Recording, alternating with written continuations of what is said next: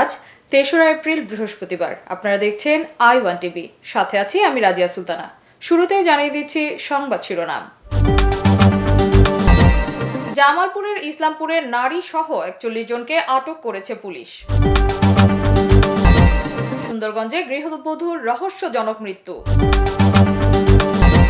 ধর্মীয় ভাবগাম্ভীর্যের মধ্য দিয়ে মধ্যপ্রাচ্যের সঙ্গে মিল রেখে ইতালিতে রবিবার ঈদ উল ফিতর উদযাপিত। ওমান মাস্কাটে বাংলাদেশ কমিউনিটির আয়োজনে ঈদ পুনর্মিলনী অনুষ্ঠান অনুষ্ঠিত। লালপুরে ঈদের নামাজ শেষে জয় বাংলা স্লোগানকে কেন্দ্র করে সংঘর্ষের ঘটনা ঘটে। আবহাওয়া সম্ভাবনার খবর। আজ সূর্যোদয় ৫টা বেজে ৪৯ এবং সূর্যাস্ত ৬টা বেজে ১৫। আজকে দেশের সর্বনিম্ন তাপমাত্রা ২৬ ডিগ্রি সেলসিয়াস এবং সর্বোচ্চ তাপমাত্রা ৩৬ ডিগ্রি সেলসিয়াস থাকার সম্ভাবনা রয়েছে। i1 টিভি, সময়ের সাথে আগামীর পথে। i1 টিভি দেশ ও প্রবাসীর কথা বলে। ধন্যবাদ।